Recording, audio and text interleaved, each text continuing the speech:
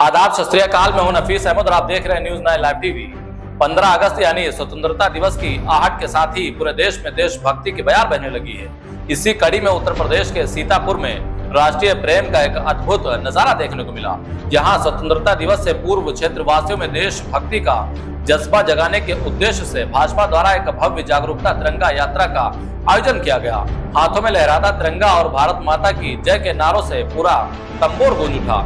दरअसल सीतापुर के कस्बा तंबोर में मंगलवार को राष्ट्रीय प्रेम और देशभक्ति की भावना को प्रज्वलित करने के उद्देश्य से भाजपा कार्यकर्ताओं, स्थानीय नागरिकों और स्कूली बच्चों ने मिलकर एक विशाल तिरंगा यात्रा निकाली। यह गौरवमय यात्रा कृष्णपाल सिंह पीजी कॉलेज से आरंभ हुई। हाथों में शान से लहराता राष्ट्रीय ध्वज और जुबां पर भारत माता की जय तथा वंदे मातरम के जोशीले नारों के साथ जब ये यात्रा आगे बढ़ी तो तंबोर की सड़कें पूरी तरह से देशभक्ति के रंग में रंगी नजर आई। कृष्णपाल सिंह पीजी कॉलेज से शुरू होकर ये यात्रा बुढ़ानदीन चौराहा समेत कस्बे के विभिन्न प्रमुख मार्गों और चौराहों से गुजरी। यात्रा का जगह जगह स्थानीय निवासियों द्वारा भव्य स्वागत किया गया।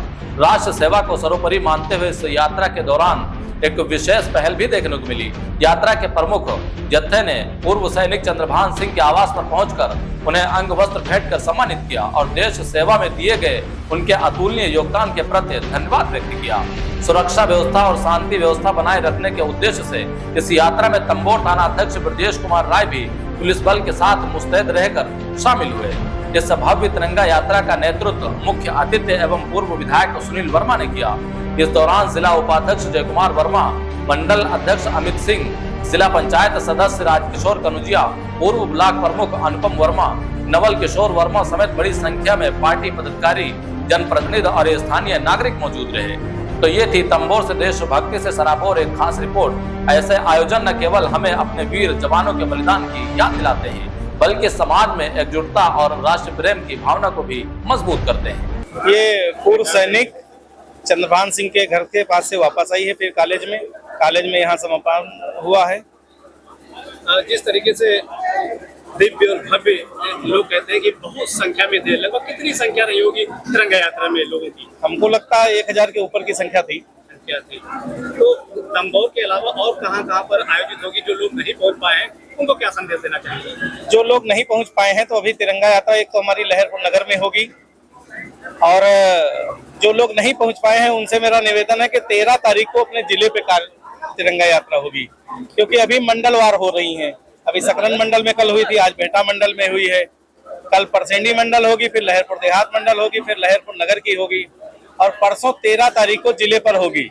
जो लोग किसी कारणवश अपने मंडल की तिरंगा यात्रा में नहीं शामिल हो पाए हैं वो जिले की तिरंगा यात्रा में अवश्य शामिल हो। आप लोगों से भी मेरा निवेदन है कि आप लोग भी वहां अवश्य चलें। तिरंगा यात्रा निकालने का क्या उद्देश्य है और लोगों पर इसकी छाप क्या पड़ेगी? इसके बारे में थोड़ा बताइए। लोगों के ऊपर बहुत अच्छी छाप पड़ेगी, राष्ट्रभक्ति जागृत हो रही है और जो हमारे पूर्व सैनिक हैं, जो हमारे स्वतंत्रता संग्राम सेनानी थे, जो हमारे बलिदान हुए सैनिक थे, उन्हीं सबके सम्मान में तिरंगा यात्रा निकाली जाती है और ये एक जागृति के भावना से निकाली जाती है। बताया भी जा रहा है कि तिरंगा यात्रा के दौरान पूर्व सैनिकों को भी सम्मानित किया गया है, तो कितने पूर्व सैनिकों को सम्मानित किया गया है? आज यहाँ पर जो है उपस्थित है दादा चंद्रभान सिंह जी, इनको सम्मानित किया गया है। बाकी हर मंडल में हम लोगों की ये कोशिश है कि जितने भी पूर्व सैनिक जहाँ पर हैं उनको सम्मान दिया जाए। जिस तरीके से चूंकि सावन का महीना चल रहा है, कांवरियों की भरमार है और नदियों का जलस्तर बढ़ा हुआ है, तो उस स्थिति में कांवरियों को क्या संदेश देना चाहेंगे? कांवरियों को ये संदेश देना चाहेंगे कि थोड़ा सा जो है जहाँ पे जल स्तर ज्यादा बढ़ा हुआ है वहाँ से दूरी बनाए रखें और बाकी हमारे माननीय मुख्यमंत्री जी का संदेश बराबर कांवरियों को मिलता रहता है और वो संदेश उनका बहुत पर्याप्त है। और जिस तरीके से अभी 22 तारीख को काफी बड़ी क्या कहते हैं त्यागी बाबा के नेतृत्व में कांवड़ यात्रा निकलने जा रही है, उसकी क्या तैयारियां हैं और सुरक्षा व्यवस्था कैसी रहने वाली है? सुरक्षा व्यवस्था हमेशा चौबंद ही रहती है योगी सरकार में।